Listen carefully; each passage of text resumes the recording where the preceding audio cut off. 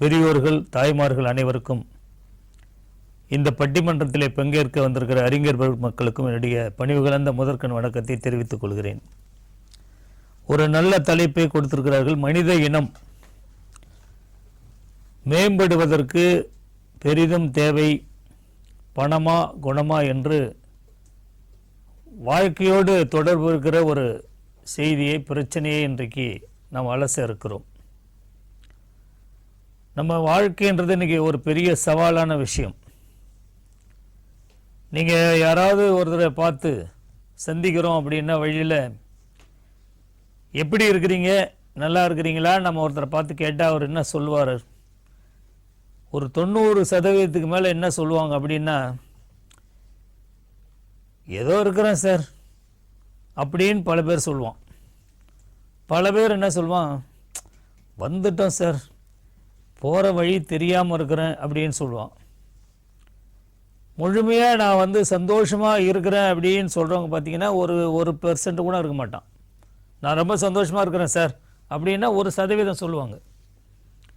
இன்னும் சில பேர் சொல்லுவான், ஏதோ உங்கள் புண்ணியத்தில் நான் நல்லா இருக்கிறேன் சார்னுவான். அவனுக்கே தெரியும் அவன் புண்ணியம் செய்யலைன்னு அவனுக்கு தெரியும். அது முக்கியம் கிடையாது. இன்றைக்கி இருக்கிற சமூக சூழல் அப்படி இருக்குது. ஒரு 4வது படிக்கிற ஒரு பையன் பேசுகிறான், என் லைஃப்லே இது மாதிரி நான் அவமானப்பட்டதில்லைன்றான்.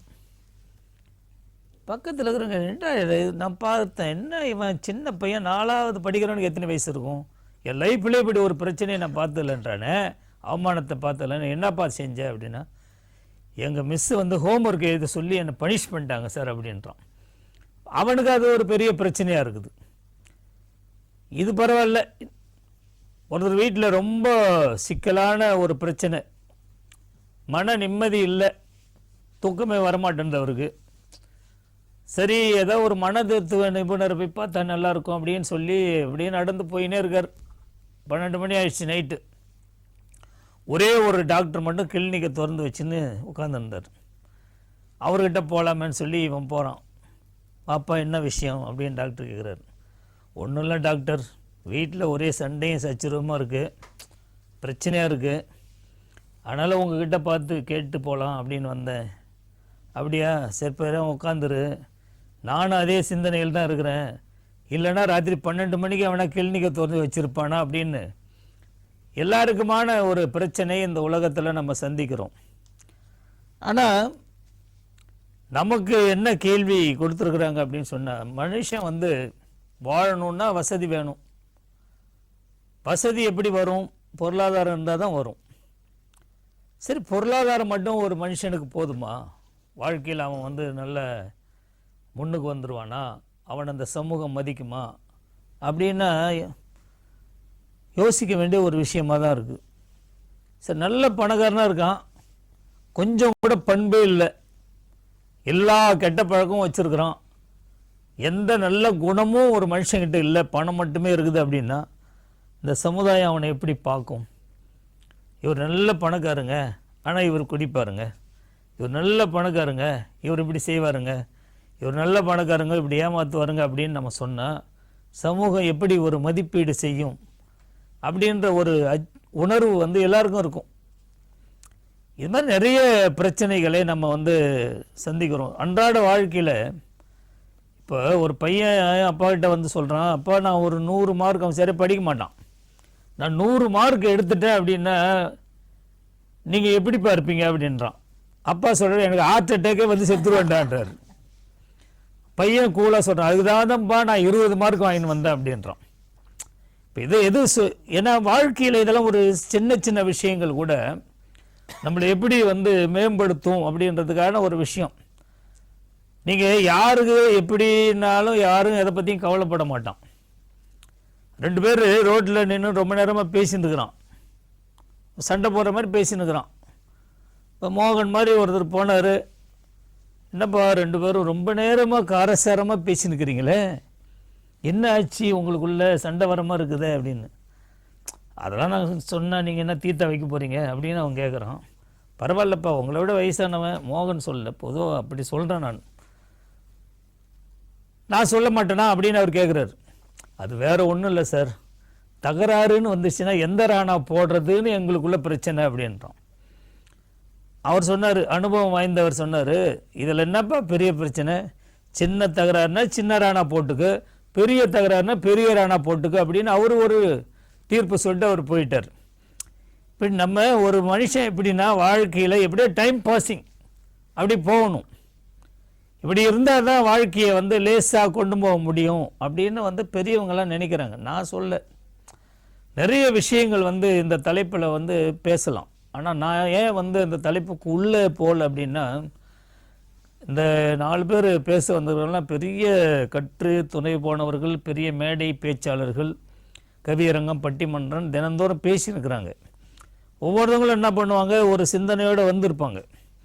இப்போவே ஒரு நல்ல நீதிபதி என்ன பண்ணணும், வழக்கை முன்னாடியே சொல்லிடக்கூடாது, தெரிஞ்சிக்கவும் கூடாது. தெரிஞ்சிச்சுன்னா அது சுவாரஸ்யமாக இருக்காது. அதனால் என்ன பண்ணுவார், நீதிமன்றத்தில் என்ன பண்ணுவாங்கன்னா வக்கீலுங்களை நல்லா பேச விடுவாங்க. உங்கள் கேஸுன்னா சார் சொல்லுங்கள், அப்படிங்களா, சரி உங்கள் கேஸுன்னாங்க சொல்லுங்கள். இப்போ 2 கேஸையும் கேட்டுட்டு அவர் ஒரு ஜட்ஜ்மெண்ட்டுக்கு வரணும். நம்ம பொதுவாக பார்த்தீங்க அப்படின்னு சொன்னால், சில பேர் எது பேசுகிறேன்னே தெரியாமலே பேசின்னு இருப்பான். இப்படி தான் 3 பேர் நின்று பேசினுக்கிறான்.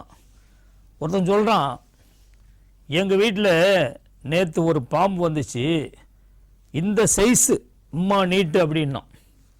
மீதி 2 பேர் அப்படியா வாயை போலதுன்னு கேட்டுனுக்கிறான்.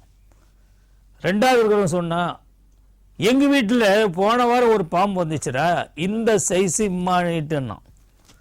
3வது இருக்கிறவன் 2வது இருக்கிறவன் பலார்னு ஒரு அறை விட்டான்.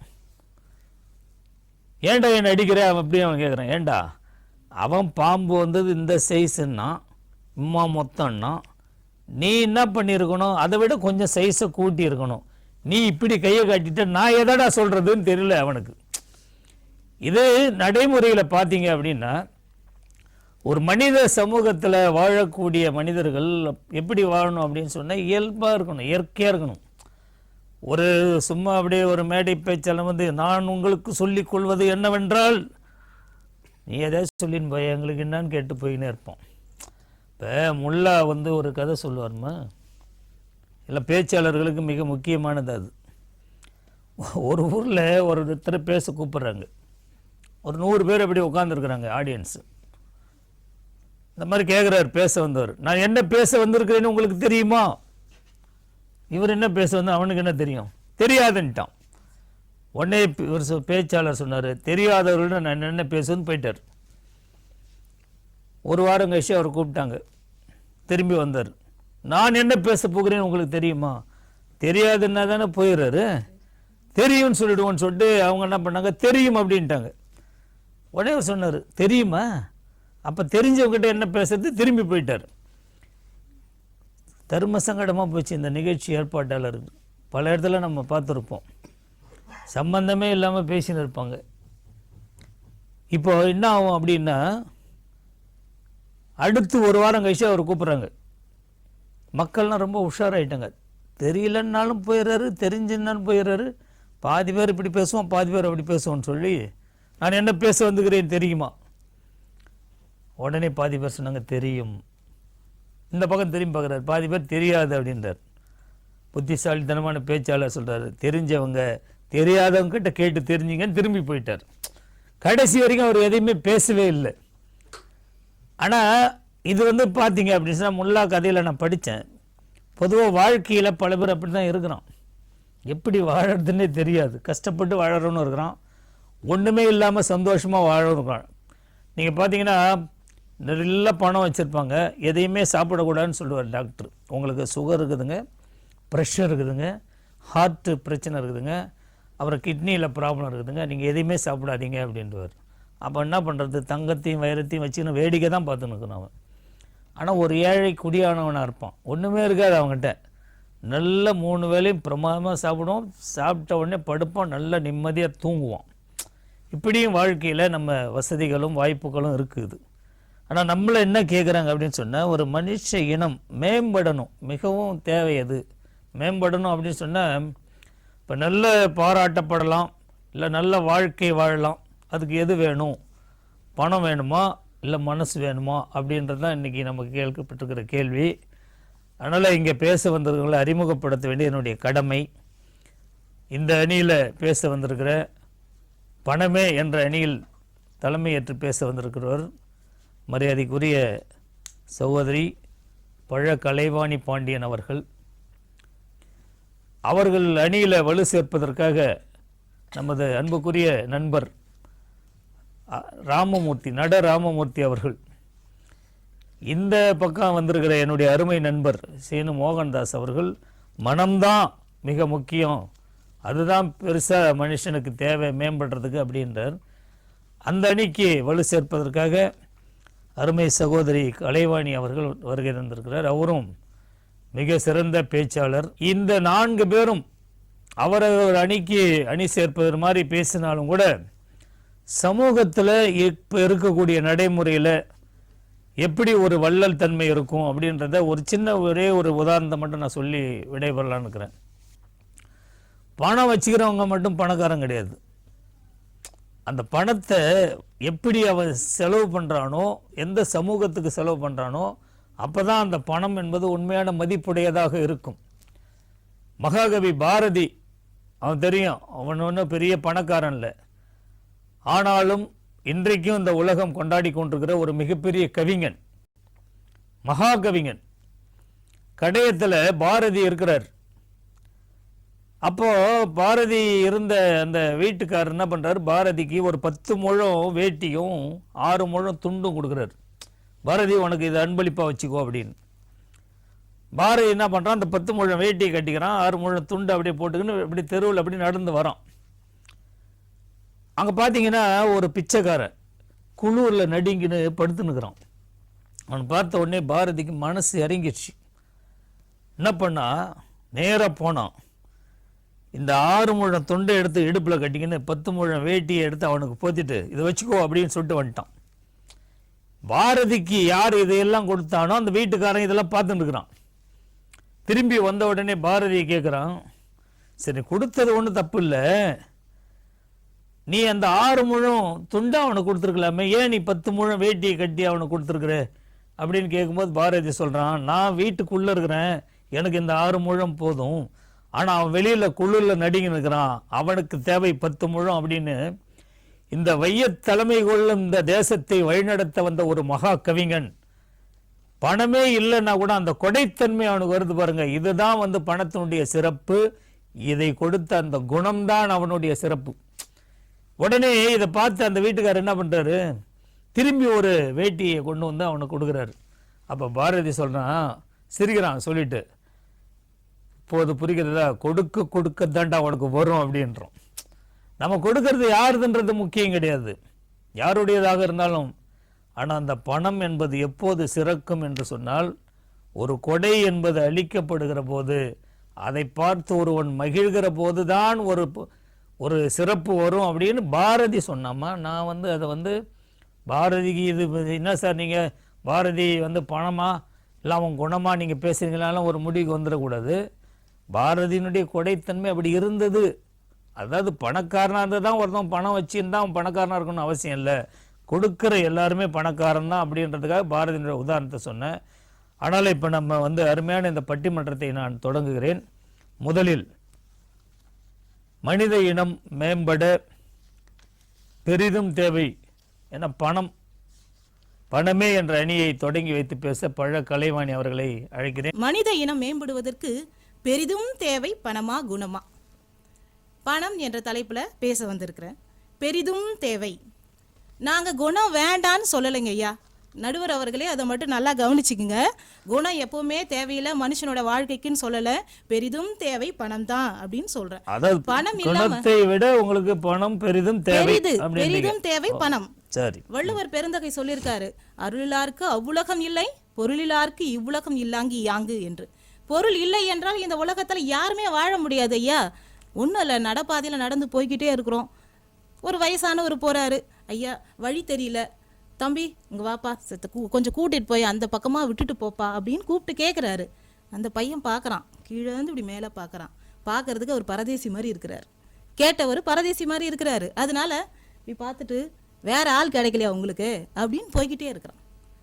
இன்னும் ஒருத்தர் வராரு, நல்லா டிப்டாப்பாக ட்ரெஸ் பண்ணிக்கிட்டு இருக்காரு, நல்லா அழகாக நீட்டாக வராரு. ஐயா அந்த கடை தெருவுக்கு எப்படி போகிறதுன்னு எனக்கு தெரியலன்னா இப்படி பார்க்குறான். அதே பையன் வந்த ஆள் மட்டும் வேற ஆள் பார்க்குறான், கீழே இருந்து மேலே வரைக்கும் பார்க்குறான். ஆஹா, இவரை கூட்டிகிட்டு போனால் நாளைக்கு ஏதாவது நமக்கு பலன் கிடைக்குமோ அப்படின்னு யோசிக்கிறான் ஒரு நிமிஷம். பணம் செய்கின்ற வேலை. ஐயா வாங்கன்னு கையை பிடிச்சி கூட்டிகிட்டு போயிட்டு அந்த இடத்துல போய் நிற்க வைக்கிறான். இந்த இடத்துல இல்ல இப்போ நீங்க வழியில உதவி செய்யறதுக்கும் பணத்துக்கும் என்ன சம்பந்தம்? ஆமாங்க ஐயா, குணம் அந்த பையனுக்கு ஏற்கனவே இருந்த ஒரு பரதேசி மாதிரி இருந்தார் இல்லையா, அவருக்கு உதவி செய்திருப்பானா இல்லையா? குணத்தை தாண்டி பணம் வேலை செய்கிறது என்று நான் இங்கே சொல்ல வருகிறேன். குணம் ரொம்ப முக்கியம், அதை விட பணம் பணம் பந்தியிலே குணம் குப்பையிலே. ஆமாங்க ஐயா, கண்டிப்பா. பணம் பந்தியில குணம் குப்பையில.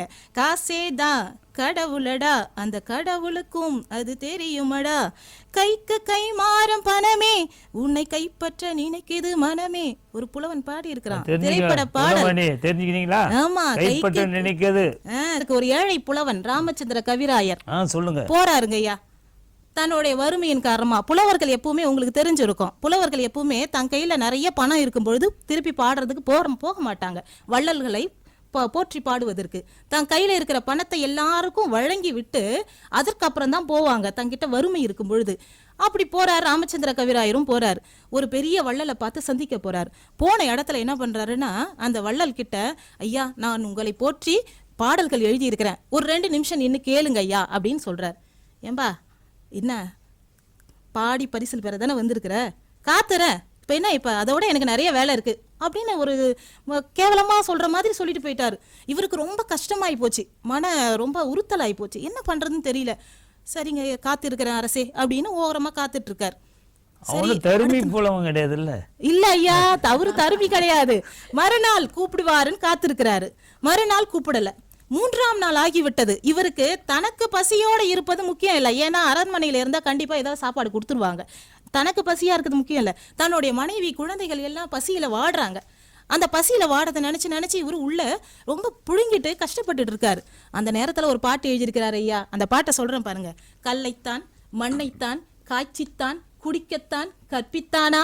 இறைவனை பார்த்து கேட்கிறாரு, கல்லைத்தான் மண்ணைத்தான் காய்ச்சித்தான் குடிக்கத்தான் கற்பித்தானா, இல்லை பொன்னைத்தான் எனக்குத்தான் கொடுத்துத்தான் ரட்சித்தானா, அல்லைத்தான் சொல்லித்தான் ஆரைத்தான் நோவத்தான், ஐயோ எங்கும் பல்லைத்தான் திறக்கத்தான் பதுமத்தான் புவியில் தான் பண்ணினானே.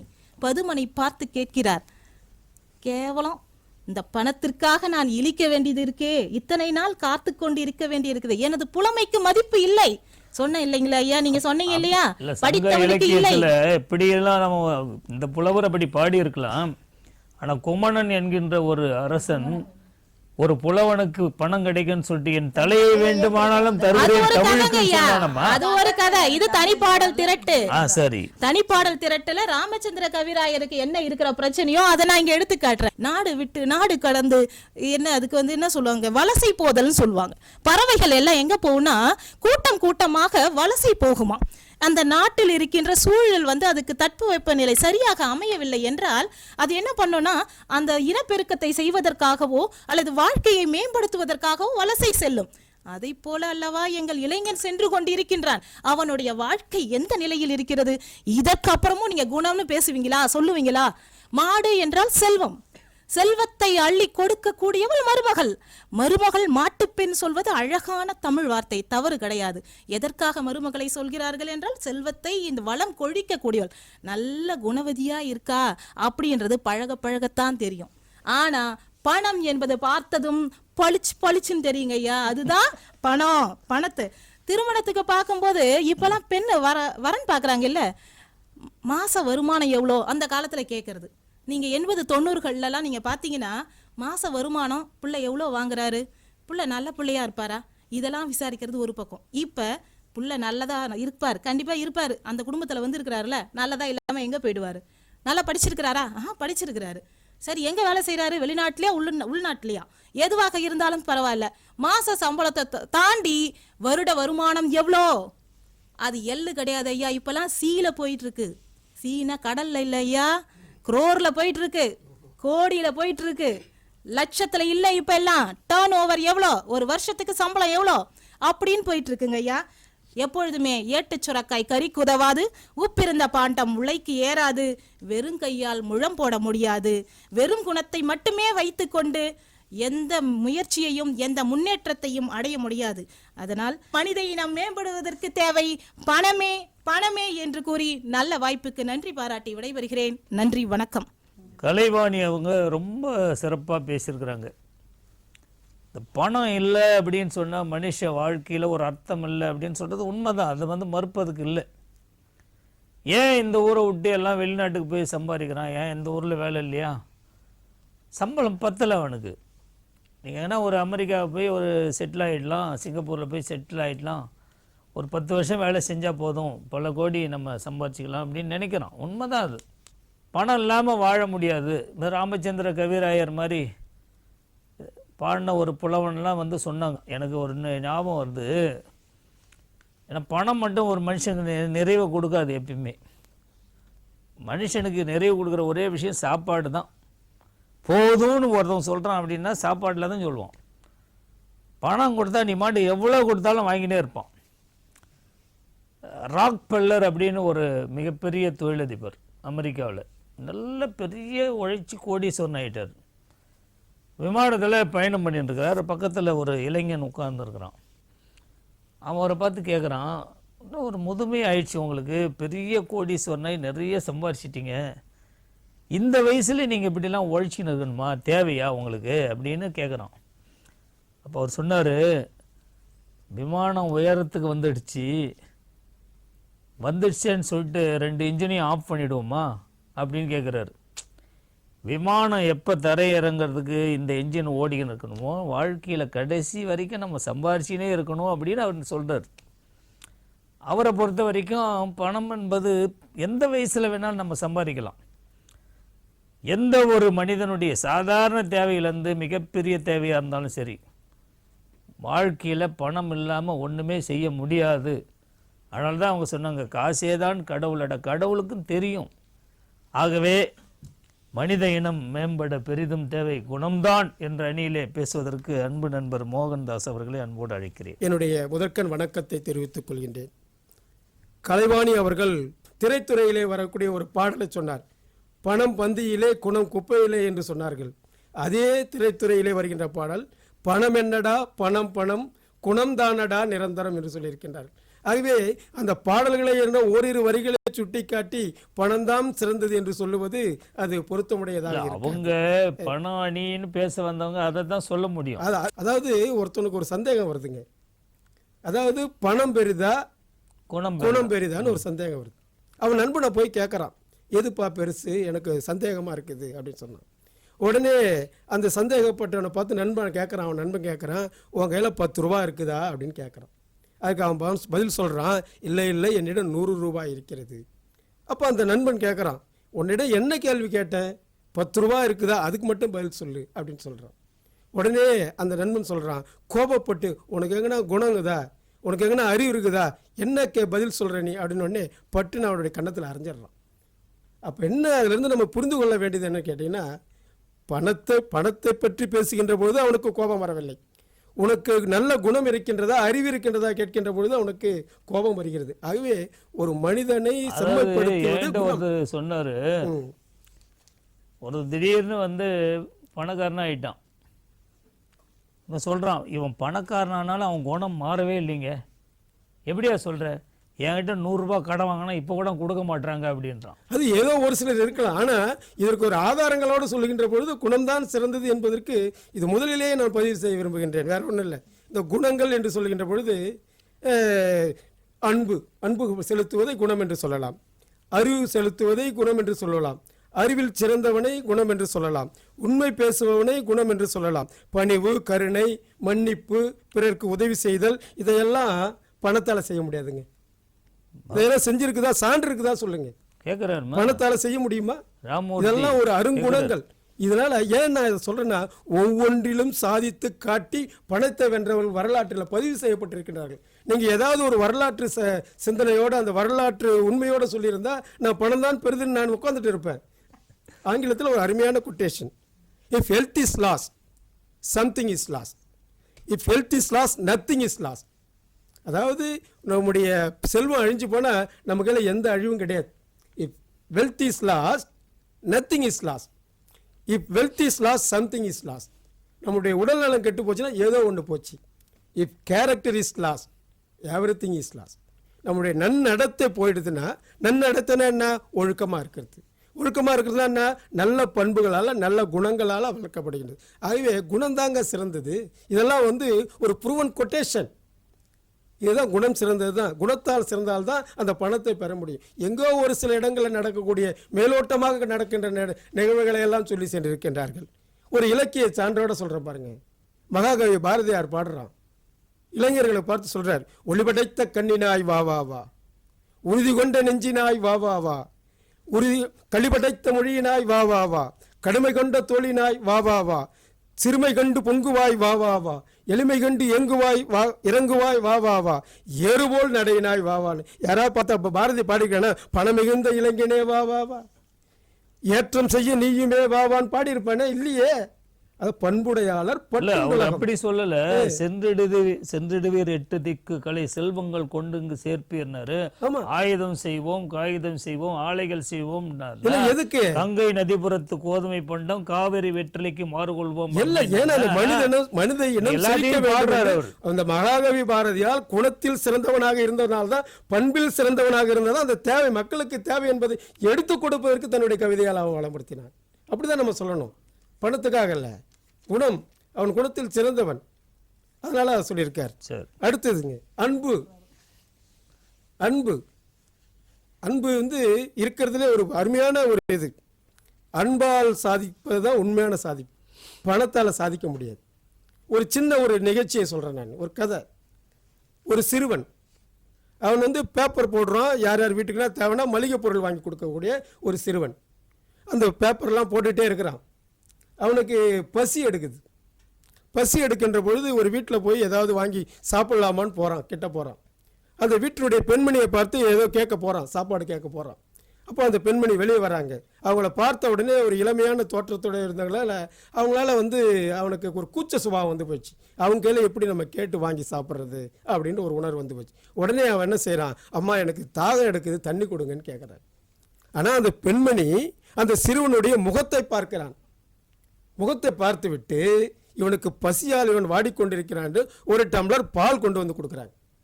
அந்த பாலை வாங்கி சாப்பிட்டுட்ட உடனே அந்த சிறுவன் அதுக்குரிய பணத்தை கொடுக்குறான். அதுக்கு அந்த பெண்மணி சொல்றாங்க, அன்பால் கொடுப்பதற்கு விலை கிடையாது, நீ போயிட்டு வாப்பா அப்படின்னு சொல்லிடுறாங்க. இது நடந்து முடிஞ்ச செய்தி. கொஞ்ச காலம் கழிச்சு அந்த பால் கொடுத்த அம்மாவுக்கு உடம்பு சரியில்லாம போயிடுச்சு. ஒரு பிரபலமான மருத்துவமனையில் அவங்கள கொண்டு போய் சேர்க்கிறாங்க. சேர்த்த உடனே அதற்குரிய ஒரு சிறந்த நிபுணரான அந்த மருத்துவரை அழைக்கின்றார்கள். அந்த நிபுணர் அந்த அம்மாவை பார்க்குறார். பார்த்த உடனே ஆச்சரியம் வரும். உடனே சிரத்தை எடுத்து நல்ல சிறந்த மருத்துவத்தை கொடுத்து அவர்களை உயிர் பிழைக்க வைக்கின்றார். உயிர் பிழைத்து வைத்த உடனே அதற்குரிய அந்த பில் தொகை, மெடிக்கல் பில், அந்த அமௌண்ட் எவ்வளோ கட்டணம் மருத்துவமனைக்கு அந்த பில்லோட வருது. இவங்களுக்கு ஒரு பயம் போச்சு. எவ்வளோ பணம் நம்ம கட்ட வேண்டியதாக இருக்கும், என்ன செய்யறது அப்படின்ற ஒரு பயம் போச்சு. உடனே அதை வாங்கி பார்க்கும்பொழுது அதில் எழுதப்பட்ட வாசகம், நீங்கள் கொடுத்த ஒரு பால் டம்ளர், ஒரு டம்ளர் பாலுக்காக இந்த மருத்துவமனையினுடைய தொகை முழுவதையும் நானே கட்டிவிட்டேன். ஆக பாருங்க, அன்பு வென்றதா பணம் வென்றதா? அதுதான் பணம் என்னடா, பணம் பணம் குணம் தானடா நிறந்த. இதெல்லாம் சான்று. இது போல அவங்க சான்றுகளை சொல்லியிருந்தா பரவாயில்ல. இது அன்பால் எதையும் சாதிக்க முடியும் என்பதற்கு தான். இதுதாங்க குணம். அதுக்கடுத்து சொல்லலாம், குணங்களை பற்றி சொல்லலாம். இரக்கமும் ஒரு குணம்தான், பரிவும் ஒரு குணம்தான், கருணையும் ஒரு குணம்தான், அதாவது வள்ளல் தன்மையும் ஒரு குணம்தான். கடைசியாக ஒன்றேன்னு சொல்கிறேன் பாருங்க, எஃபிமிசம்னு ஒன்று ஆங்கிலத்தில் ஒரு வார்த்தை இருக்குது. அதாவது ஒரு quick and fast rice, sudden fall. பணம், அதாவது பணம் படைத்தவர்களை மேலே கொண்டு போய் வைக்கும். ஆனால் அவர்களால் நிலைத்து நிற்க முடியுமா, சரித்திரத்தில் இடம் பிடிக்க முடியுமானா முடியாது. ஆனால் குணம் நிரந்தரமானது. அது சாதிக்கும். அந்த பணத்தையும் உருவாக்கி மக்களுக்கு பயன்படக்கூடிய ஒரு செயலை செய்யும். ஆகவே மனித இனத்திற்கு மேம்படுவதற்கு பெரிதும் பணத்தை விட குணம்தான் சிறந்தது என்று சொல்லி முடிக்கின்றேன். நன்றி, வணக்கம். மாவீரன் அலெக்சாண்டரை பற்றி தெரியும். எவ்வளோ பெரிய வீரன் அவன். ஒரு நாள் மந்திரிங்கெல்லாம் கூப்பிட்டானான். போய் நிற்கிறாங்க. என்ன அரசே எங்களை அழைத்ததுக்கு காரணம் என்ன? அவன் சொல்கிறாரு, அலெக்சாண்டர். நான் மரணமடைந்தால் என்னை தூக்கி போகிற பல்லக்கில் என் 2 கைகளும் வெளியே தெரியும்படி என்னை எடுத்து செல்லுங்கள். ஒரு மந்திரி கேட்குறான், ஏன் இந்த விபரீத எண்ணம் உங்களுக்கு மன்னா அப்படின்னு. அலெக்சாண்டர் சொல்றான், உலகையே வென்று கட்டி ஆளக்கூடிய அலெக்சாண்டர் கூட போகும்போது வெறுங்கையோடு தான் போனான் என்பது வரலாறு சொல்ல வேண்டும் என்றான். பெரிய ராஜா, நாட்டையெல்லாம் ஆண்டவன், பெரிய செல்வங்களை கொண்டு ஆண்டவன், பெரிய பணக்காரனா இருந்தவன். ஏன்னா அவன் ஒரு மன்னனுடைய மகனாக பிறந்தான், அவன் பணக்காரன் தான் பிறக்கும் போதே. ஆனால் அவன் மனசில் கூட என்ன ஒரு ஆசை வருது அப்படின்னா, நம்ம போகும்போது வெறுங்கையோடு தான் போகணும் அப்படின்னு. மோகன் நிறைய உதாரணங்களை அடிக்கினே போனார். ரொம்ப மகிழ்ச்சியாக இருந்தது. பணம் மட்டுமே ஒரு மனுஷனுக்கு வாழ்க்கை கிடையாது அப்படின்னு சொல்லியிருக்கிறாரு. அதையெல்லாம் நீங்கள் எப்படி எதிர்கொள்ள போறீங்கன்னு தெரியல. வாங்க ராமமூர்த்தி, வாங்க. ஐயா, அதே வள்ளுவர் சொல்லியிருக்கிறார், பொருளை பெற்றவன் எங்கு வேணாலும் செல்லலாம் அப்படின்ற மாதிரி சொல்லியிருக்கிறார். அதாவது உலகத்தில் இல்லாரை எல்லாரும் எல்லுவர், செல்வரை எல்லாரும் செய்வர் சிறப்புன்னு சொல்லியிருக்கலாம். உண்மைதான், அதே வள்ளுவன் சொல்லியிருக்கலாம். இன்னைக்கு செல்வம் என்பது மிக அவசியமா இருக்குது. ஆண்டவன் தொடங்கி ஆண்டி வரைக்கும் நமக்கு தேவையா இருக்குது. அப்ப அப்படிப்பட்ட அந்த பணத்தை நிச்சயமாக இந்த உலகத்தில் தேவைப்படும் அளவிற்கு சேர்த்து வைத்துக் கொண்டால்தான் வாழ்க்கையில் மேம்படலாம். இன்னைய காலகட்டத்தில் நிறைய பேர் பார்த்தீங்கன்னா பிள்ளைங்களை வெளிநாடுக்கு அனுப்பிச்சிடுறாங்க. இங்க இருக்கிறவங்க 2 பேர் இருக்கிறாங்க, தாயும் தந்தையும் இங்க இருக்கிறாங்க. அவங்களுக்கும் வயது அதிகமாயிடுது. வயது அதிகமாகிவிட்ட அந்த காலத்துல கூட அங்க குணம் யாரும் அங்க அந்த 2 பேரையும் காப்பாத்தலைங்க. பணம் இருப்பதனால் அங்க ஒரு வேலையாளை வச்சுக்கிட்டு அந்த குடும்பத்தை பார்த்துக் கொள்ளுகின்றார்கள். அந்த பணம் இல்லைன்னு வச்சுக்கோ, அப்பா நான் குணமானவன், என்னை நீ பார்த்துக்கோன்னு ஏதாவது ஒரு ஆளை கூட்டு வந்து செய்ய முடியுங்களா? அப்ப எங்கோ இருக்கின்ற பிள்ளைகளை பற்றி கவலைப்படாமல் தன்னால் வாழ முடியும் என்பதை பணத்தை வைத்துக் கொண்டு சமாளிக்கிறாங்கன்னா இல்லையா? அப்ப சாதிக்க முடியுது, பணத்தாலையும் சாதிக்க முடியுதுன்றது தான் சொல்ல வராங்கய்யா. இந்த குணம் தான் முக்கியன்றதெல்லாம் இவர் சொல்றது நியாயம்தான்.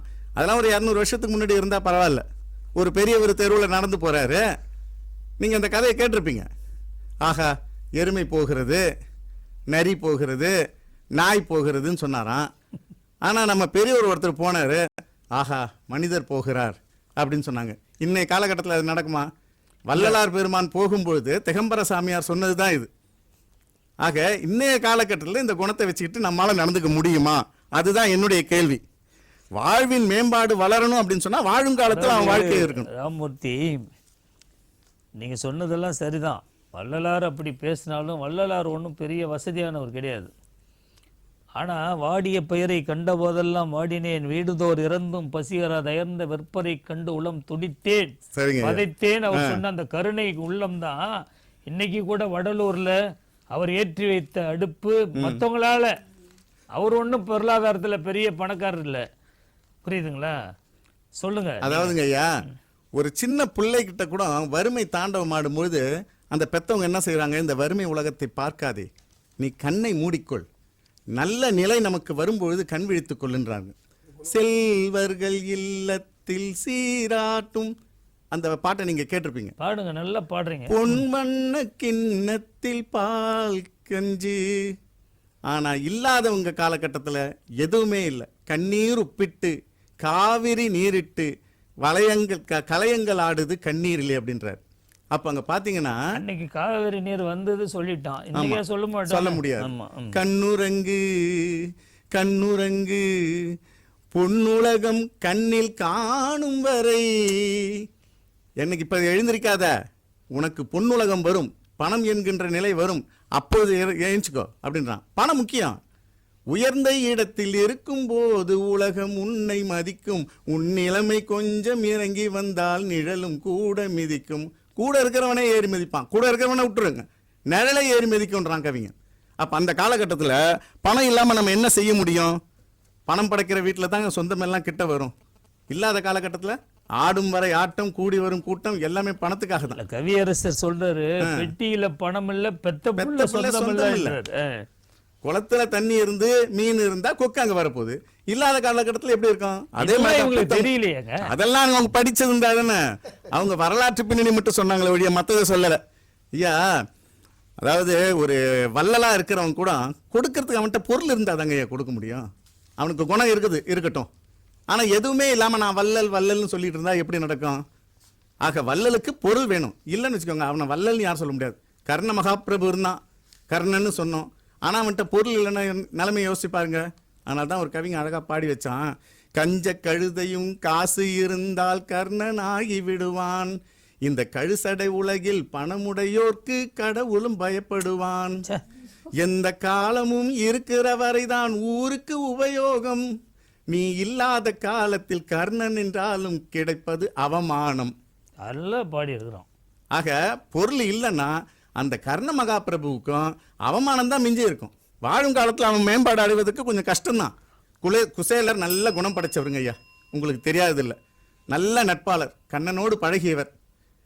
பிரிஞ்சிடுறாங்க, 2 பேரும் வளர்ந்துடுறாங்க எல்லாம். அதுக்கு பிறகு குசேலர் வறுமையால் வாடுகின்றார். எத்தனை குழந்தைங்க அவருக்கு? பல குழந்தைகள். அந்த குழந்தைகளை வைத்துக்கொண்டு வறுமையில் வாடுகின்றார். ஏன் குணம் இருக்குதே, அப்படியே வச்சு வாழ வேண்டியது தானே. ஒரு பிடி அவலை எடுத்துக்கொண்டு கண்ணனை பார்க்க வருகின்றார். எதுக்காக ஐயா வராரு? அந்த ஒரு பிடி அவலை கொடுத்த உடனேயே இவருடைய நிலை உயர்கிறது, செல்வந்தராக மாறுகிறார். அப்ப பணநிலை மாறுகிறது. அப்ப அந்த ஒரு பிடி அவளை கொடுத்தோம்னா கிருஷ்ண பரமாத்மா நமக்கு ஏதாவது கொடுப்பான், பணத்தை கொடுப்பான் அப்படின்ற அந்த அவாவினால் தானே வந்திருக்கிறாரு.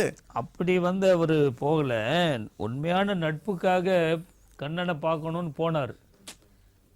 கண்ணன் பரம்பொருள் இல்லையா, அவன் உயர்ந்த குணங்களுக்கு சொந்தக்காரன் இல்லையா. சரிங்க ஐயா. நண்பன் வந்து வறுமையில இருக்கிறான்னு அவன் தான் அவனை பணக்காரனா மாத்தினானே தவிர குசேலன் போய் எனக்கு அதை கூட இதை கூட எதையுமே கேட்ட மாதிரி நம்ம அவரு கேட்கலங்க ஐயா. அவர் அங்க வந்ததுக்காக காரணமே அதுதானே. யார் அவங்களை அனுப்பிச்சது? குசேலர் அனுப்பிச்சது யாரு? உன்னுடைய நண்பன் மிகுந்த செல்வந்தனா இருக்கிறான், நீ அங்க போனினா உனக்கு ஏதாவது கிடைக்கும் சொல்லி அனுப்பிச்சது குசேலனுடைய மனைவி தானே. அப்ப செல்வத்தை நோக்கி அவங்க சொன்னதை கேட்டுட்டு தானே வந்திருக்கிறாரு. புலவும் வீட்டுல வறுமை இருந்தா எப்படி இருக்கும் தெரியாத நமக்கு. அந்த வறுமை போக்கத்துக்கு தான் செல்வம் வேண்டாம், அதுக்காக தான் சொல்ல வரேன். அப்ப கற்றோர்க்கு பொருளின்றி பசி தீருமான்னு சொன்னான். என்ன படிச்சிருந்தாலும் இந்த குணமானது பசியை போக்கிறது கிடையாது. அதை நாம முக்கிய பார்த்துக்கணும். கிராமத்தெல்லாம் ஒரு பழமொழி சொல்லுவாங்க, கோமணத்துல காசு இருந்தா கோழி கூப்பிடுற அளவுக்கு பாட்டு வரும் அப்படின்வாங்க. அப்படின்னா என்ன அர்த்தம்? கையில காசு இருக்கும்போது அவன் மகிழ்ச்சியா இருப்பான், மகிழ்ச்சியா இருக்கும்போது அவனுக்கு பாட்டு நிறைய வரப்போகுது. அதை தான் நாம பார்க்கணும். திருமணம் என்பது சொர்க்கத்துல நிச்சயிக்கப்படுது, சொர்க்கத்துல நிச்சயிக்கப்படுறது அந்த காலம். இன்னைக்கு வந்து ரொக்கத்திலையும் சொக்க தங்கத்திலையும் தான் நிச்சயிக்கப்படுது. அன்னைக்கு பொண்ணு கட்டி கொடுக்குறவன் எல்லாத்தையும் ஏற்பாடு பண்ணிட்டு அப்படியே தோய்ந்த முகத்தோட காட்சிக்கிட்டு இருப்பான். பணம் வரவு பெற்றவன் யாரு? மாப்பிளக்காரன். அவன் சந்தோஷமா இருப்பான். பணம் பெற்றவன் மகிழ்ச்சியா இருக்கிறான் இல்லையா, கொடுத்தவன் கஷ்டப்படுறான். அப்போ பணம் என்பது தன்னுடைய நிலையை மீறி எப்படியாவது நம்முடைய பிள்ளைங்க நல்லா இருக்கணும்னு சொல்லி அந்த பணத்திற்காக பாடுபடுகின்றார்கள் பெற்றோர்கள். இப்படி எல்லா வகையிலுமே பார்த்தீங்கன்னா பணம் என்பது தான் வாழ்வினுடைய மனித வாழ்வினுடைய மேம்பாட்டுக்கு தலை சிறந்தது. அதனால் பணமே சிறந்தது என்பதை கூறி வாய்ப்பளித்த நல்ல உள்ளங்களுக்கு நன்றி கூறி இடம் சார்கிறேன். நன்றி, வணக்கம். நட ராமமூர்த்தி அவர்கள் நிறைய செய்திகளை சொல்லியிருக்கிறார். பணம் இல்லாத வீட்டில் நிம்மதி இருக்குமா? கிடைக்கவே கிடைக்காது. நிறைய வீட்டில் சண்டையை சச்சரவும் வர்றதுக்கு எது காரணம்? பணம் தான் பெரிய காரணமாக இருக்குது. கலைவாணி வேறு உங்களை முறைச்சிக்கினே இருக்கிறாங்க. கொஞ்சம் குணக்கட்ட மனுஷனாக இருப்பாரோ, பணம் பணம் பணமாக அலையுதே அப்படின்னு அந்த அம்மா உள்ளுக்குள்ளே திட்டின்னு இருக்கிறாங்க. அதனால் நீங்கள் வாங்க, பணம் என்ன பெரிய பணம், குணம்தான் அப்படின்னு சொல்லுங்கள். கருவறையில் இருந்து இறங்கி கல்லறையை நோக்கி நடந்து செல்லும் தூரம்தான் வாழ்க்கை. இந்த வாழ்க்கையில் மனித இனம் மேம்படுவதற்கு பெரிதும் தேவை பணமா குணமா? அருமையான தலைப்பு. பணத்தை வச்சுட்டு ஒன்றும் செய்ய முடியாது, குணம்தான் வேணும். பணத்தை வந்து பணம் நிர்ணயிக்கும் உறவோ பணம் நம்ம கிட்ட இருக்கிற வரைக்கும் தான் இருக்கும். ஆனால் குணம் நிர்ணயிக்கும் உறவு மட்டும்தான் கை கால் இல்லாமல் வயது முதிர்ந்து தள்ளாடுற கிழப்பருவம் எய்திய நிலையில கூட உறவுகள் தான் வரும். அந்த பணத்தை வச்சுட்டு பணம் மட்டும் இருக்குது, போய் பணம் நீ எடுத்துகிட்டு போய் ஆஸ்பத்திரியில் படுக்கவே, எனக்கு உடம்பு இல்லை, ஹார்ட் அட்டாக் வர மாதிரி இருக்குது, படபடப்பு இருக்குதுட்டு பணத்துக்கிட்ட பேசினா பணம் வந்து உங்களை தூக்கிட்டு போயிட்டு ஹாஸ்பிட்டலில் மருத்துவமனையில் சேர்க்காதுங்க ஐயா. எது உங்களை இட்டுட்டு போகிறதுக்கு கூட உறவுகள் தேவை.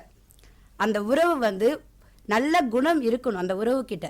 பணத்துக்காக இருக்கிற எல்லா உறவுகளும் உங்ககிட்ட இருந்து பணம் போயிட்டோம்னா அவங்களும் பறந்து போயிடுவாங்க. போதும் பணம் வேணான்றீங்களா? ஆமாங்க ஐயா, சொந்தக்காரனே பணம் தான் கூட. அதான் சொல்றேன், அந்த மாதிரி இருக்கிறவங்க அந்த குணம்னா நல்லது கெட்டதுன்னு இருக்குங்க ஐயா.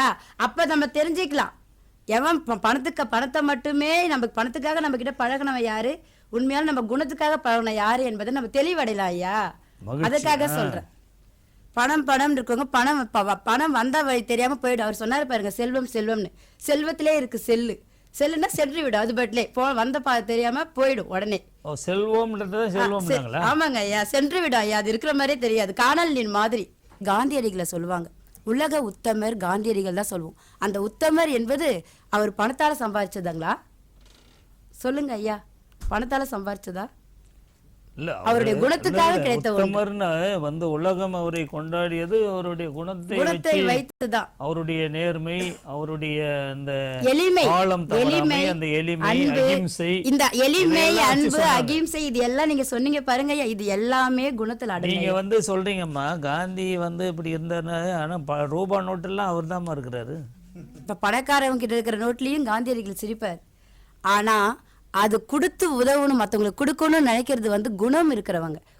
குணம் இருந்தா மட்டும்தான் அந்த பணத்தை கூட மற்றவங்களுக்கு கொடுக்க முடியும். அவங்ககிட்ட நல்ல குணம் இல்லைன்னு வச்சுங்களேன், பணத்தை சேர்த்து வச்சுட்டு ஒண்ணுமே செய்ய முடியாது. அதே மாதிரி இன்னொரு ஒரு சிறு கதை ஒண்ணு சொல்லலாம்னு நினைக்கிறேன். சொல்லுங்க. ஒரு மிராசுதார் ஒருத்தவர் இருந்தாரு, அவருக்கு ஒரு பொண்ணு மட்டும்தான். அந்த பெண் தான் வந்து அவளுக்கு ரொம்ப உயிருக்கு மேலாக பெண்ணை மட்டும்தான் நேசிச்சாரு. அவருக்கு கூட வேற யாருமே இல்லை. அப்படிப்பட்டவர் வந்து ஒரு நாள் தூங்குறாரு. தூக்கத்தில் வந்து தேவதை ஒருத்தவங்க வராங்க. உங்களுக்கு என்ன வர வேண்டும்னு கேட்குறாங்க. அப்போ நான் யோசித்து சொல்கிறேன், சரி மறுநாள் நான் வருவேன், நீங்கள் யோசித்து சொல்லுங்கன்னு. அவர் யோசிக்கிறார் என்ன கேட்கலான்னு. தான் பெண்ணை வந்து திருமணம் பண்ணணும், இன்னும் நம்ம செல்வந்தரம் தன் பெண்ணை நல்லபடியாக பார்த்துக்கணும் அப்படின்னு நினைக்கிறார். அப்படி இருக்கும்போது மறுநாள் தூங்குறாரு. தூக்கத்தில் அதே தேவதை வந்து, நேற்று நான் சொல்லிட்டு போனேன்ல, நீங்கள் என்ன வர வேணும்னு கேட்க சொன்னேனே. அப்போ அவர் கேட்குறாரு, நான் எதை தொட்டாலும் பொண்ணா ஆகணும், தொட்டதெல்லாம் பொண்ணா வேணும், காசு வேணும், எனக்கு பணம் வேணும் அப்படின்னு அந்த பேராசிரியர் சொல்லிட்டார். தேவதையும் சரி அப்படின்னு சொல்லிட்டார். காலையில் எழுந்த உடனே காலை கடனை முடிச்சுட்டு குளிக்கிறதுக்கு போய் தண்ணியில் கை வைக்கிறாரு. தண்ணி பொண்ணாக மாறிடுச்சு. அடுத்து பசிக்குது, வந்து உணவு கேட்குறாரு. மகள் எடுத்துகிட்டு வந்து அன்பாக உணவு பரிமாறுறாங்க. உணவை தொடராரு, பொண்ணாக மாறிடுது. அடுத்து என்னது, திடீர்னு அவருக்கு அப்பயே ஒரு கைனா வேர்க்குது, உடம்புனா இதாகிடுச்சு, நம்ம தெரியாமல் கேட்டோம் வரத்த அப்படின்னு. திருப்பி தன்னுடைய மகளை எப்பவுமே ஆசையாக தடவுவார். பொண்ணை தொட்டாரு, மகளும் என்ன ஆயிட்டா, பொண்ணாயிட்டார். பொண்ணை ஏழை வீட்டுக்கு வரக்கூடாதா? அதை எதுக்காக சொன்னது, செல்வந்தர் மேலும் மேலும் பணக்காரனா அவன் தான் நினைக்கிறான், ஏழையாவதும். ஆமா, பேராசை பெருநஷ்டத்துக்கு சொல்ல வரங்க ஐயா. பணம் சம்பாதிச்சு அவர் கூட சொன்னார் பாருங்க, எல்லாருமே வந்து வெளிநாட்டுல வந்து பிள்ளைகளை அனுப்பிட்டு முதியோர் ஒரு சர்வெண்ட்டை வச்சுட்டு தாய் தந்தையர் வந்து பாதுகாக்கிறாங்க, பராமரிக்கிறதுக்கு காசு கொடுக்கணும் அப்படின்னு. நான் கேக்குறேன், என்ன வளம் இல்லை இந்த திருநாட்டு நிலைமை? ஒருத்தவன் வீடு கட்டிட்டு பேர் வைக்கிறான் அன்னை இல்லம்னு. பேருதான் ஐயா இல்லம்மா பார்த்துட்டு ஒருத்தர் எழுதினாரு, வீட்டின் பெயரோ அன்னை இல்லம், அம்மா இருப்பதோ முதியோர் இல்லம்னு எழுதினார். அவன் உண்மை முதியோர் இல்லத்துல சேர்த்துட்டு போயிட்டான். அந்த மாதிரி சேர்க்கறதுக்கு என்ன முதல் காரணம், பணம் என்ற குறிக்கோள் மட்டும்தான். பணம் அதிகமா சேர உறவு மேல அன்பு, பாசம், கருணை எல்லாம் போயிடும். அவன் அதை மட்டும் தான் குறிக்கோளா வச்சிட்டு இருக்கா ஐயா. பந்தபாசத்துக்கு முக்கியத்துவம் கொடுக்கல, அதனால அந்த நிலைமை. சரி சொல்லுங்க. அதனால பணம் வந்து முக்கியம் இல்லை ஐயா, நம்மளுக்கு வாழ்க்கைக்கு குணம்தான் முக்கியமா தேவை. அதே மாதிரி என்ன வளம் இல்லை இந்த நம் திருநாட்டில், ஏன் கையை ஏந்த வேண்டும். சகோதரி கூட சொன்னாங்க, என்ன சொன்னாங்கன்னா, வெளிநாட்டில் போயிட்டு சம்பாரிச்சு கோடியாக சம்பாரிச்சுட்டு வரணும், பணத்தை தான் பெருசாக மதிக்கிறாங்க. பணத்தை வச்சு நம்ம என்ன செய்ய முடியும், ஒன்றும் செய்ய முடியாது. ஆசைப்பட்ட எல்லாத்தையும் வாங்கலாம், ஆசைப்பட்ட எல்லாத்தையும் காசு இருந்தா வாங்கலாம், அம்மாவை வாங்க முடியுமா, நீயும் அம்மாவை வாங்க முடியுமா. கிருஷ்ணர் வந்து குசலர் வரும்போது அவரை பார்க்கறதுக்கு பணத்துக்காக போனாருன்னு இல்லை, நண்பனை பார்க்கணும் போது வெறும் கையோட உண்மையான அன்பு பாசம் இருந்தா வெறும் கையோட போக மாட்டாங்க. அது ஏதாவது ஒன்று உறவினர் வீட்டுக்கு போகும்போது வெறும் கையோட சொல்வது மரபு கிடையாது. அதனால தன்னால முடிந்த ஏதாவது எடுத்துட்டு போன ஒரு கைப்பிடி அவள் தான். ஆனா அந்த அவளை கூட கிருஷ்ணர் எதிர்பார்க்கல. அவர் எப்படி தெரியுமாயா வந்தாரு, தாயது வருகை கேட்ட தனியில குழவி போன்று நேயம் இக்குடையனாகி நெஞ்சினில் உவகை பூப்ப போய் அழைத்திடுமின்னே சொல்லிக்கிட்டே காவலரை தான் போய் அழைச்சிட்டு வர சொல்றாரு. ஆனா அவருக்கு மனசு பொறுக்கல, அவரே ஏஞ்சிட்டாரு இடத்த விட்டு. தன்னுடைய நண்பனை, ஆமா சார், தன்னுடைய நண்பனை பார்க்க அவரே போறார். இதுல இருந்து என்ன தெரியுது, இங்க பணத்தை முக்கியமா தெரியல, அன்பு, நட்பும் ஒரு குணம் தான் ஐயா. சமுதாயம் சீரழிவதற்கு என்ன ஐயா முக்கியமா காரணம், எல்லாம் பணம் பணம்னு குழந்தைகளை எப்படி வளர்க்கணும்னு தெரியாமல் பணத்தை நோக்கியே போயிட்டு இருக்காங்க. வீட்டில் யாரோ ஒருத்தவங்க வந்து அந்த காலத்தில் செவிலி தாயின்னு சொல்கிற மாதிரி இந்த காலத்தில் கொடுத்து பணத்தை கொடுத்து ஆயம்மான்னு சொல்லுவாங்க, பார்த்துக்குங்க அப்படின்ட்டு போயிடுறது. பிள்ளைகள் எப்படி அன்பு அரவணைப்பு எதுவுமே இல்லாமல் வளர்கிற நிலையில தான் மாறுறாங்க. ஒரு அருமையான ஒரு வாட்ஸ்அப்பில் வந்து ஒரு நிகழ்ச்சியை சொல்கிறேன் பாருங்கள். ஒரு குழந்தைய வந்து தாய் வந்து சேட்டை பண்ணதுன்னு கண்டிக்கிறாங்க. அதுக்கு அந்த குழந்தை வந்து அழுதுகிட்டே சொல்லுது. என்ன சொல்லுதுன்னா, அம்மா அழுதுகிட்டே வந்து எனக்கு பொம்மை வாங்கித்தாங்க, நான் நல்ல பிள்ளையா நடந்துக்கிறேன், அவங்க பணத்தை செலவழித்து பொருள் வாங்கித்தாங்க, மிட்டாய் வாங்கித்தாங்கன்னு கேட்கல ஐயா. அது வந்து தாய்கிட்ட அந்த குழந்தை என்ன சொல்லுதுன்னா, அம்மா அடிக்காதீங்க, அடித்து கண்டித்து சொல்லாதீங்க, குணமாக வாயால் சொல்லுங்க, நான் கேட்டுப்பேன், பாப்பா கேட்டுப்பேன் அப்படின்னு அந்த சின்ன குழந்தை கொண்டு சொல்லுதுங்க ஐயா. அங்கே எதற்கு அந்த குழந்தைக்கே தெரியுது பணம் முக்கியமா குணம் முக்கியமா. சின்ன வயசுலேருந்தே எது தெரியுது, குணம்தான் நம்மளை மேன்மைப்படுத்த ஒருவனை உயர்த்தும் என்பதே தெரிகிறது. ஆதலால் குணம்தான். நம்ம எவ்வளோதான் பணத்தை சம்பாதிச்சாலும் அந்த பணம் இருக்கிறவங்க கிட்ட நல்ல குணம் இருந்தால் தான் அந்த பணத்துக்கு மதிப்பு. நல்ல குணம் இல்லைன்னு வச்சுக்கோங்களேன், அவன் ஊதாரித்தனமாக செலவு பண்ணுவான், குடிப்பான், தேவையில்லாமல் கெட்ட பழக்க வழக்கங்கள் இதுக்கு தான் அடிமையாகிட்டு இருப்பான். அவங்ககிட்ட எப்படி செலவு பண்ணணும் என்ற நல்ல குணங்கள் இருக்கும்போது அவன் மேலும் மேலும் வளர்ந்துட்டு போவான். அவங்ககிட்ட செல்வங்களும் பணமும் சேரும். அதை வைத்துக்கிட்டு இல்லாதவங்க எல்லாருக்கும் கொடுத்து உதவக்கூடிய உயர்ந்த நிலைக்கு வருவான். வரலாற்றில் இடம் பிடித்த அத்தனை பேருமே அத்தனை மேதைகளுமே மிக சிறந்த குணத்தால் உயர்ந்தவர்களாக தான் இருக்காங்க ஒழிய பணத்தால் உயர்ந்தவங்களா இல்லை. இறுதியாக ஒன்று சொல்லிக்கிறேன், பணம் வந்து அனைவரையும் வசீகரிக்கும், ஆனால் அன்பான குணம்தான் அனைவரையும் வணங்க வைக்கும், வரலாற்றில் இடம்பெற வைக்கும் என்று கூறி விடைபெறுகிறேன். நன்றி, வணக்கம். கலைவாணி அவர்கள் மிக அருமையாக பேசியிருக்கிறார். உண்மையிலே ஒரு மனிதனுக்கு பணமா குணமா அப்படின்னா, குணம் எந்த அளவுக்கு ஒரு மனுஷனை உயர்த்தும் அப்படின்றத அவங்க சொல்லும்போது கடைசியாக முடிக்கும்போது சொன்னாங்க, பணம் வேணா ஒருத்தனை வசீகரிக்கும், ஆனால் குணம் மட்டும்தான் ஒருத்தனை வணங்க வைக்கும் அப்படின்னாங்க. உண்மைதான் அது. அதில் வந்து நம்ம மாற்று கருத்தை சொல்ல முடியாது. என்னதான் ரெண்டு பேருமே ரெண்டு அணியிலையும் பேசியிருக்கிற செய்தியினுடைய சுருக்கம் என்ன அப்படின்னா, இந்த பணம் அணி வந்து குணம் வேணான்னு சொல்லலை, குணமாக பேச வந்த அணி பணம் வேணான்னு சொல்லலை. இப்போ இந்த மனிதனுடைய வாழ்க்கை மேம்படுறதுக்கு ரெண்டும் தேவை அப்படின்றது தான் 4 பேரோட பொது கருத்தாக இருக்குது. எனக்கு ரொம்ப மகிழ்ச்சி என்ன அப்படின்னா, பொதுவாக ஒரு பட்டிமன்றம் அப்படின்னு சொன்னால் அவங்கவுங்க ஒரு அணியில் வந்து என்ன பேசணும்னு ஒரு மனப்பாடம் பண்ண மாதிரி வந்து பேசுவாங்க. ஆனால் இங்கே பேசிய 4 பேரும் சமூக பொறுப்பு உணர்ந்து ஒரு ஏதோ கடமைக்காக நம்மளை கூப்பிட்டாங்க தூர்தர்ஷனில் அப்படின்னு நம்ம வந்து பேசுவோம் அப்படின்னு பேசலை.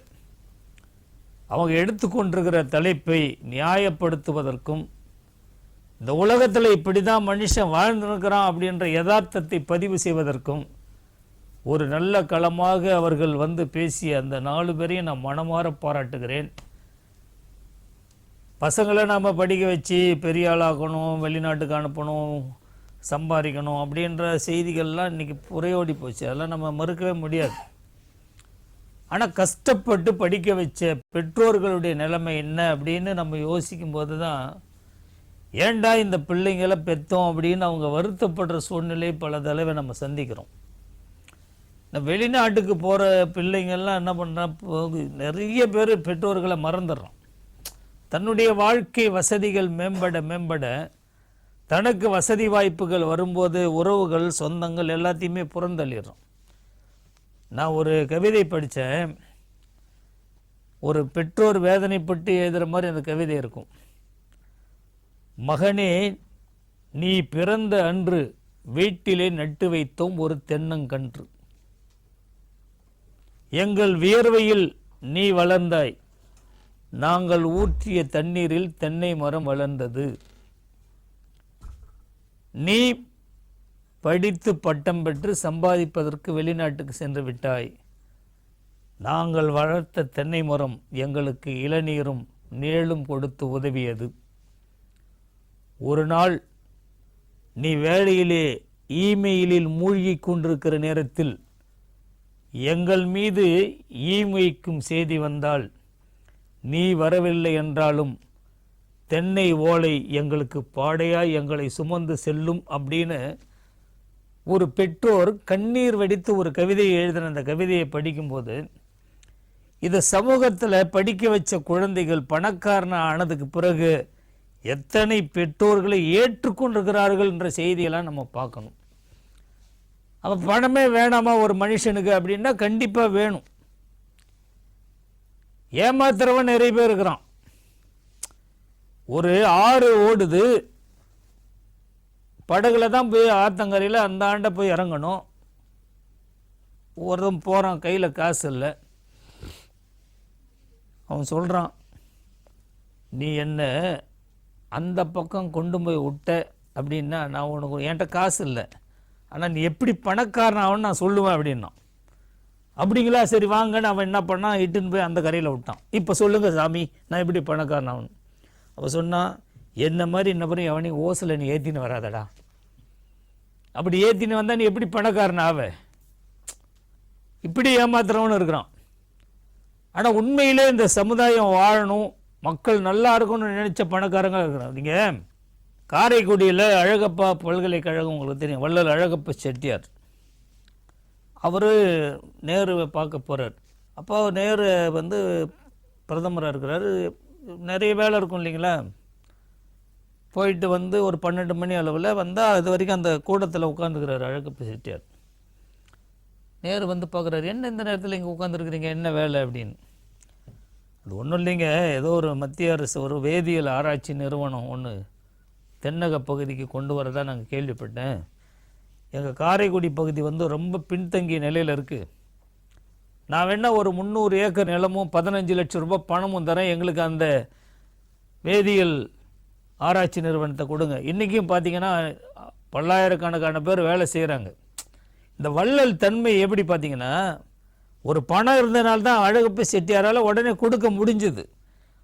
அந்த கொடையால் என்ன ஆச்சு அப்படின்னு சொன்னால், இன்றைக்கி பின்தங்கிய அந்த காரைக்குடி மாவட்டம் நல்ல வளர்ச்சி அடைஞ்சிருக்குது. வேலை இல்லாத நிறைய பேர் வேலையில் இருக்கிறோம். அப்போ இந்த பணம் என்பது மிக அவசியமாக அங்கே இருக்குது, அது இல்லைன்னு நம்ம சொல்லிட முடியாது. நிறைய பேர் ஏன் தேடி தேடி சம்பாதிக்கிறான் அப்படின்னு சொன்னால், தான் மட்டும் வாழ்வது மட்டும் ஒரு பணக்காரனுடைய கடமையாக வந்து இருந்தால் அந்த பணத்துக்கான மரியாதைன்றதே கிடையாது. இப்போது எப்பயுமே நீங்கள் ஒன்று நம்ம பார்க்கணும், வாழ்க்கையில் பணம் படைத்தவர்கள் எல்லோரும் நல்லவர்கள் என்று சொல்வதற்கு இல்லை. ஆனால் பணம் படைத்தவர்கள் மோசமானவர்னு சொல்கிறதுக்கும் கிடையாது. இப்போ வசதிகள், ஒரு சின்ன பிறப்பிலேருந்து மரணம் வரைக்கும் பணம் இல்லாமல் ஒரு வேலையுமே நடக்காது. இதுதான் வாழ்க்கையினுடைய தாத்பரியம். நம்ம இப்படி தான் வேணாலும் சொல்லலாம். ஆனால் பணம் என்பது ஒரு மிகப்பெரிய ஆயுதம். அந்த ஆயுதம் இல்லை அப்படின்னு சொன்னால் உலகத்தில் ஒரு காகிதத்தை கூட நம்மளால் வாங்க முடியாதுன்றது தான் உண்மை. அதனால தான் இவங்க 2 பேரும் என்ன சொல்கிறாங்க அப்படின்னு சொன்னால், வெறும் வேதாந்தம் பேசிக்கின்னு சித்தாந்தம் பேசிக்கின்னு குணமெல்லாம் நீங்கள் சொல்லின்னு இருக்காதீங்க, பணம் இருந்தால் தான் எல்லா தேவைகளும் நிறைவேறும் அப்படின்னு அவங்க சொன்னாங்க. இவங்க 2 பேர் சொன்னதை வச்சு பார்த்தா உண்மையிலே பணம் தான் இன்னைக்கு வந்து மனிதனை மேம்படுத்துது அப்படின்னு சொல்லி தான் எனக்கு தோணுது. ஆனால் இந்த பக்கம் பார்க்குறேன், இந்த 2 பேர் என்ன சொல்கிறாங்க அப்படின்னு சொன்னால் நிறைய விஷயம் சொல்லியிருக்கிறாங்க.